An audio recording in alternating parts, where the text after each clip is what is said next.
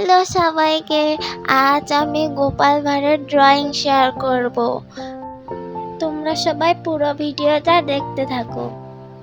ভালো লাগলে একটা লাইক করে দিও। চলো শুরু করা যাক। আমি পুরো ড্রয়িংটা ক্যামেলের আর্টিস্ট ওয়াটার কালার দিয়ে করেছি। প্রথমে আমি ফ্ল্যাট 2 নম্বর তুলি দিয়ে গোপাল ভাঁড়ের স্কিন কালারটা করে নিয়েছি। তারপর আমি একে একে গোপাল ভাঁড়ে জুতো, জামা, চুল সব কালার করে নিয়েছি।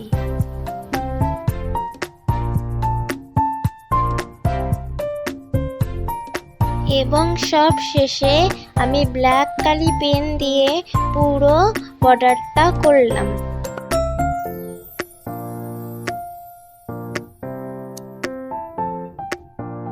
কেমন লাগলো সবাই কমেন্টে জানিও। সবাইকে টাটা, বাই বাই।